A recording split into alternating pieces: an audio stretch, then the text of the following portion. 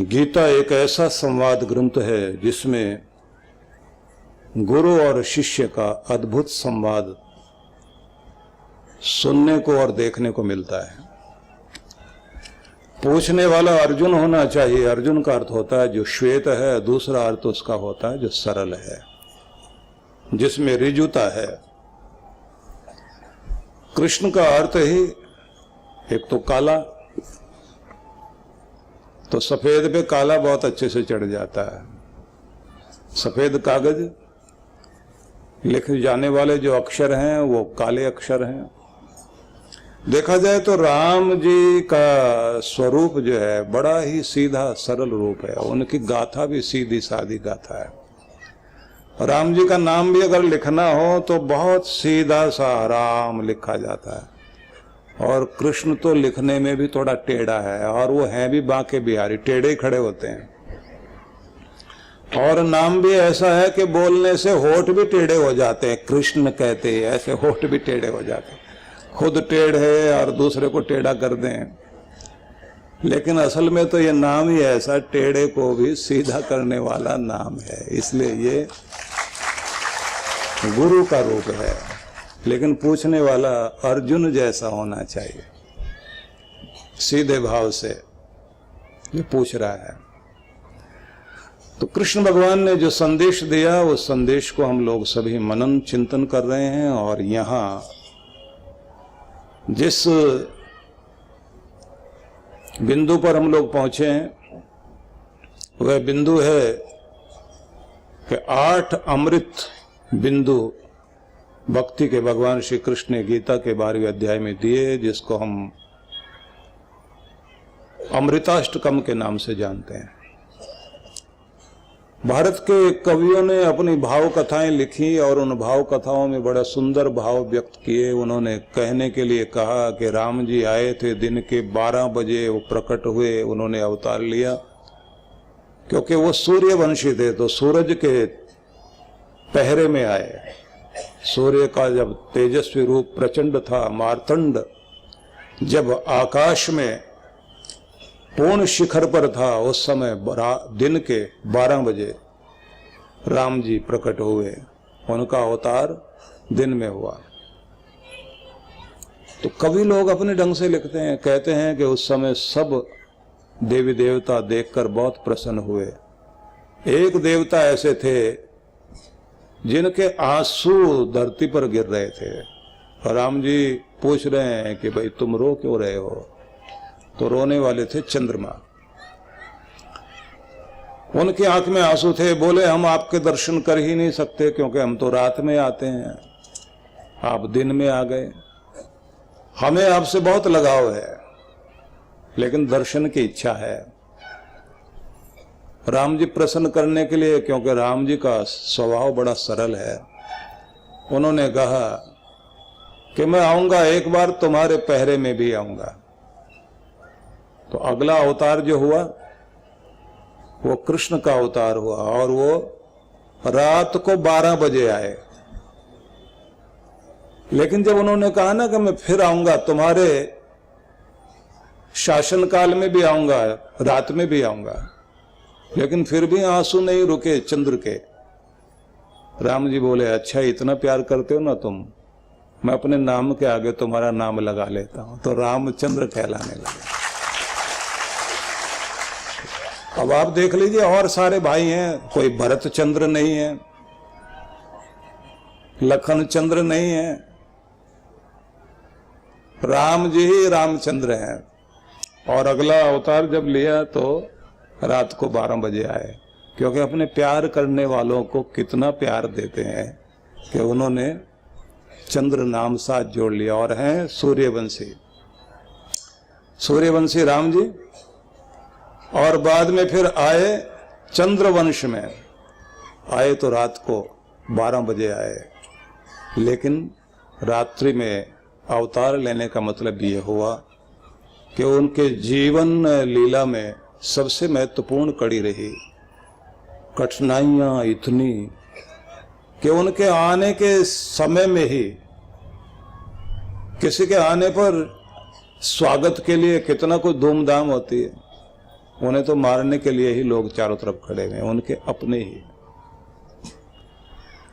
लेकिन सबसे बड़ी बात जो कृष्ण का धर्म समझाता है, कृष्ण धर्म बड़ा अद्भुत है। उन्होंने क्या समझाया कि कठिनाइयां कितनी भी हो, बहादुरी ये है कि लांघते जाओ, मुस्कुराते जाओ और आगे बढ़ते जाओ। इसलिए कृष्ण रोते हुए नहीं दिखाई देते, आनंद में रहते हैं। तो भगवान श्री कृष्ण की जो गाथा है वो तो अद्भुत है ही है। और उस गाथा में जो सबसे ज्यादा महत्वपूर्ण है, जो उन्होंने हमारे लिए कहा, हमें जो उन्होंने दिया, वो बहुत अद्भुत संदेश दिया। तो गीता उनका अमृत संदेश है।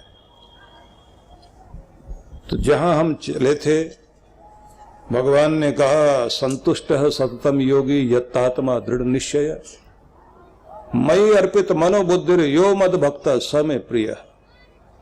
वह व्यक्ति जो सदा संतुष्ट रहता हो, संतुष्ट सततम योगी, निरंतर संतुष्ट रहता हो। योगी मतलब ऐसा जो ध्यानी है, ध्यान में जो स्थिर है।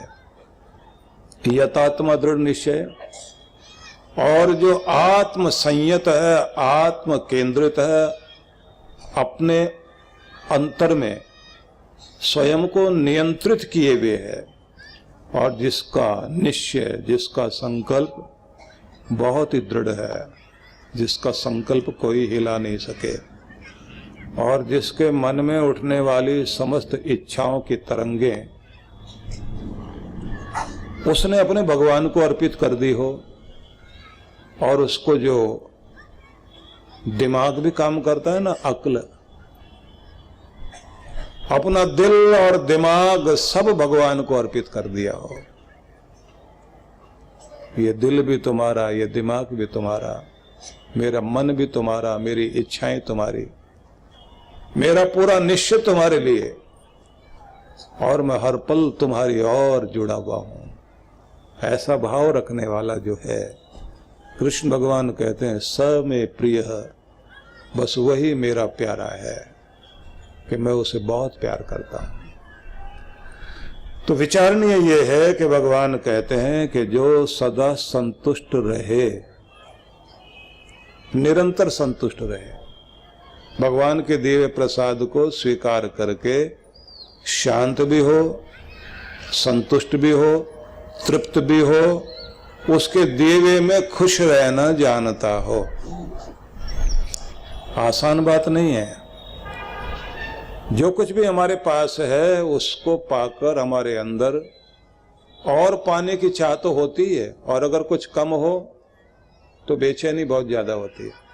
आपके मुख के अंदर 32 दांत हैं, उनमें से अगर एक ना रहे तो जीभ बार बार वहीं जाती है और उसी को छेड़कर कहती है बस ये वाला कम है, ये कम है, ये कम है, ये कम है। जीभ को कहें कि 31 और हैं, वहां जाओ ना, वो वहां जाएगी, जाके फिर वहीं आ जाएगी, ये कम है, ये कम है, ये कम है। उसे फिर बीच में रोको कि नहीं इधर नहीं, इधर वालों के पास जाओ, फिर जाएगी उधर, जाते फिर वहीं उसी को छेड़ती है, का ये वाला ये नहीं है, ये नहीं। ये तो जीभ करती है। और मन क्या करता है? जो आपके पास है उसको तो गिनता ही नहीं। 100 में से एक कम हो जाए तो वो 99 को, 99 को गिनता ही नहीं। जो एक कम है 99 गिनने के बाद कहता है ये और दे दो। और जैसे 100 पूरे कर दिए जाए फिर कहते हैं अगर 101 हो जाए तो फिर कितना मजा आएगा। रुकने ही नहीं देता, कहीं दौड़ता रहेगा। सबसे ज्यादा तो हमारा ध्यान अपने अभाव में जाता है, और उसके बाद कहां जाता है? दूसरे के प्रभाव में जाता है। मेरे पास ये नहीं है, दूसरे के पास ये है, वो आगे क्यों? तो अपना अभाव सताएगा, दूसरे का प्रभाव सताएगा, और खुद का गंदा स्वभाव भी रुलाएगा। और ठीक रहो तो सबसे पहले स्वयं का स्वभाव ठीक करो। और जो जीवन में अभाव है उसके लिए ये तो किया जा सकता है कि हम आगे बढ़ें, अपने जीवन की कमियों को ठीक करें, लेकिन दुखी होना नहीं है। परमात्मा के दिए को पाकर आनंदित रहने में ही, संतुष्ट रहने में ही जीवन उत्कृष्ट बनता है। और अगर आप दुखी होते रहे, जो कुछ है हमारे पास उसका तो सुख मनाया नहीं, और के कारण हम दुखी होते रहे, तो ये ध्यान रख लेना जीवन में कभी खुश हो ही नहीं पाएंगे।